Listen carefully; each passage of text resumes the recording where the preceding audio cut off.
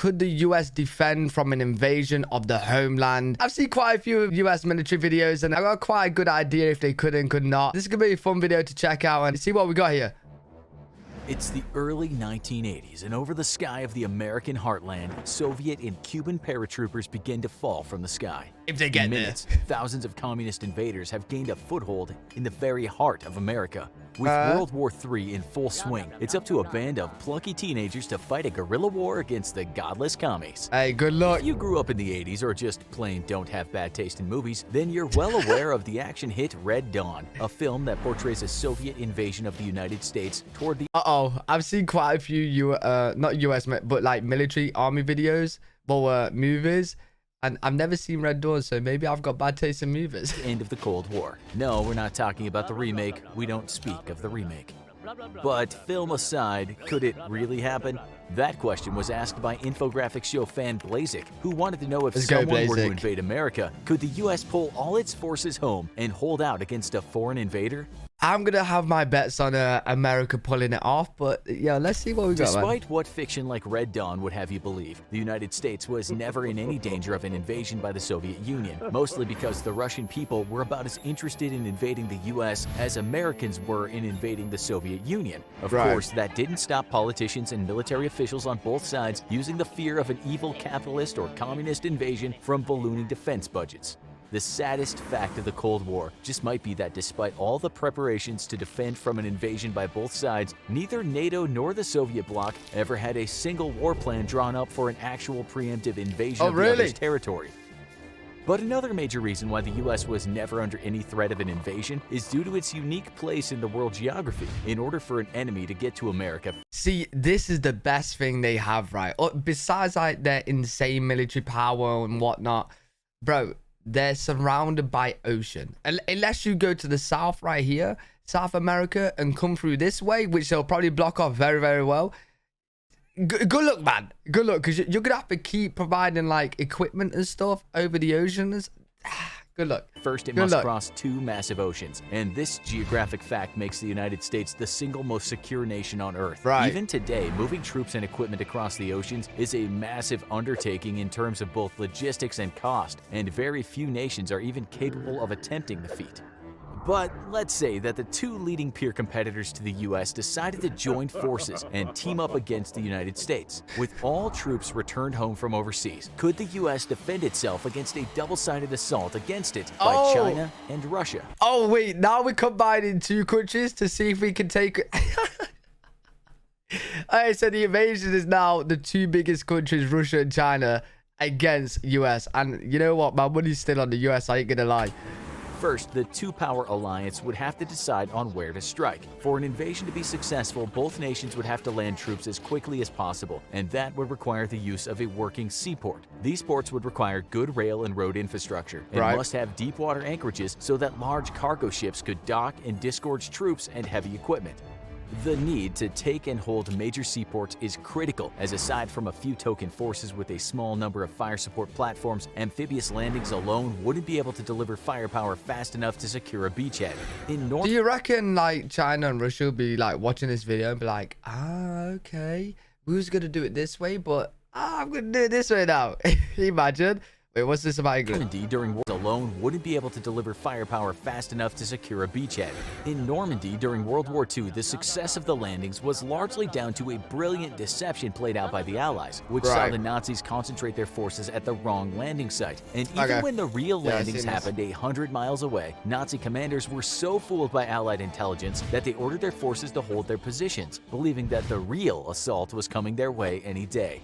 The ruse, combined with some whopping tactical blunders by Hitler, allowed the Allies to quickly build a makeshift port facility which let Allied armor and artillery disembark.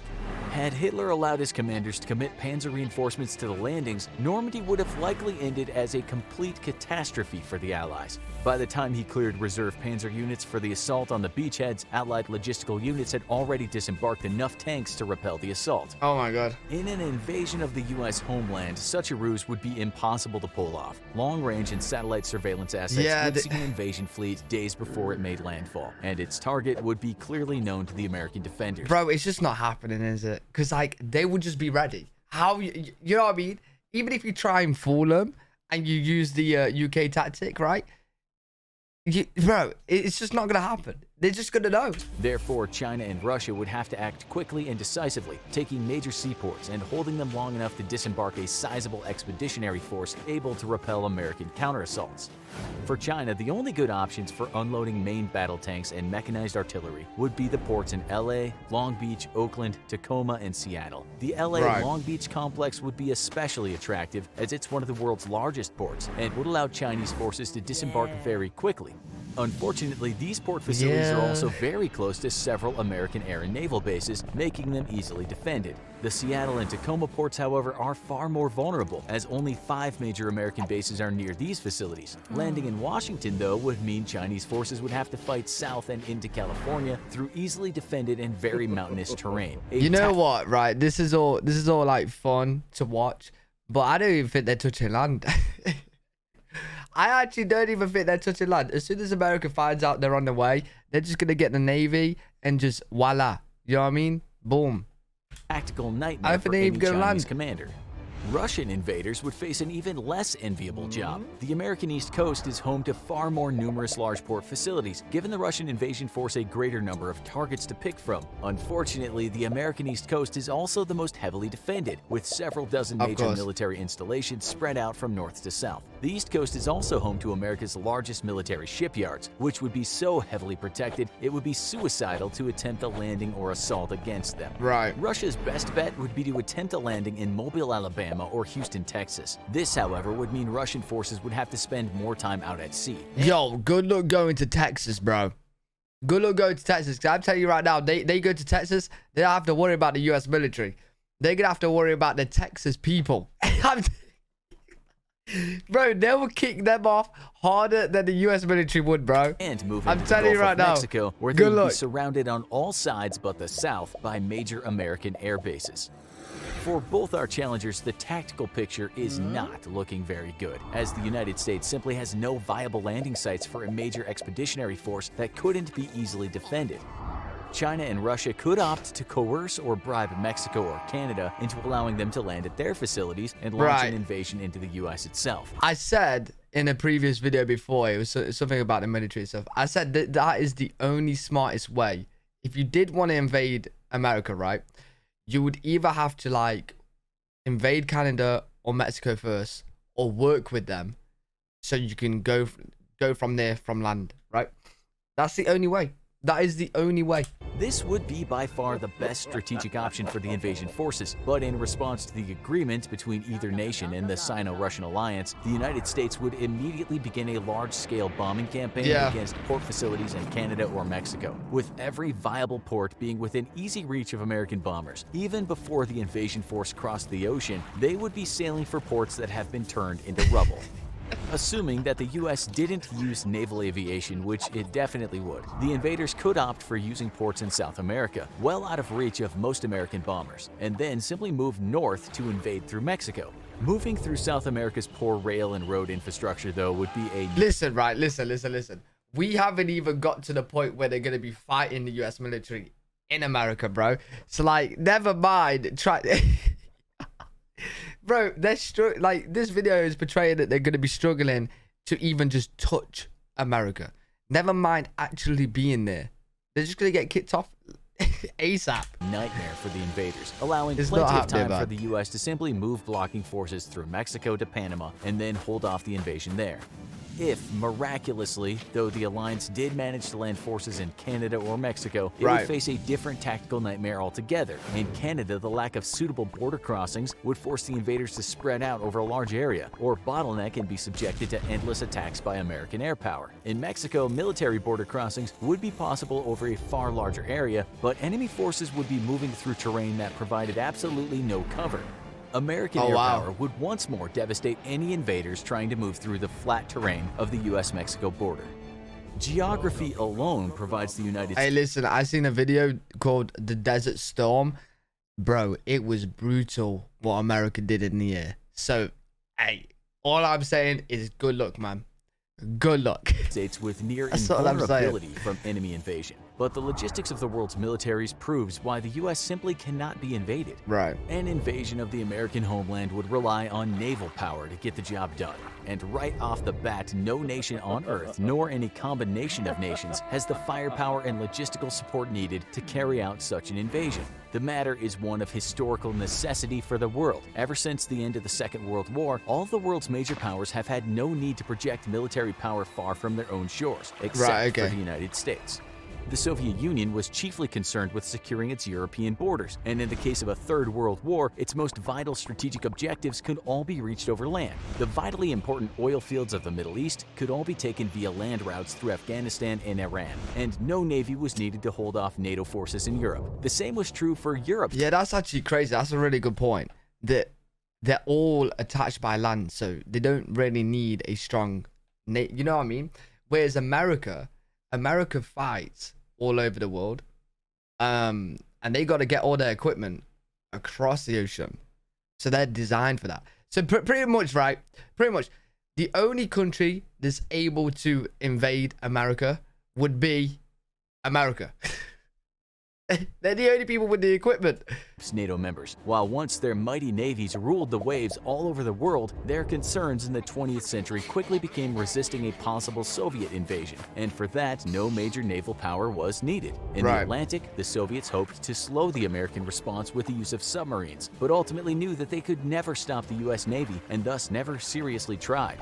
On the other side of the world, China struggles to turn itself into a first world power. And other than resentment towards Japan over its actions in World War II, China has had no real motivations to build a strong navy, at least until now.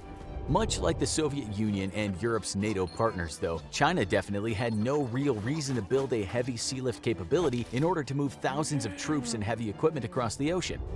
On the other hand, the United States is both blessed and cursed by geography. While it's untouchable to invasion thanks to the Atlantic and the Pacific, it also means that in order to project power on the world stage, America has always needed a strong navy. This is the reason that the US has always had a very strong naval tradition, and why it has invested in naval and air transport more than any other nation on Earth.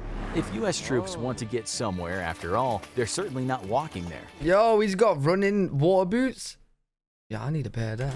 To even get forces into the U.S., any invading army is going to need some serious sea lift capability. And no force on Earth comes even close to the U.S.'s 125-vessel military sea lift command, which operates a vast fleet of oilers, tankers. Look, the only way you're doing it, right, China, is if you guys come up with some robot flying machines. That's the only way.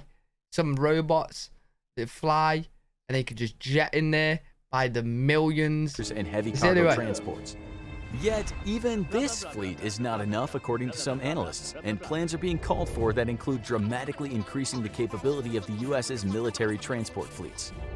China has in recent years expanded its landing ship capabilities, with several dozen available to carry troops and heavy equipment. These ships, though, are not meant for global operations. They're only designed for cross-strait invasions into Taiwan or to ferry supplies to China's illegal holdings in the artificial islands it built across the South China Sea. A crippling lack of support vessels such as oilers means that China cannot physically get its landing ships across the Pacific, though even if this problem were to be solved, the nation cannot hope to make a contested landing on foreign soil.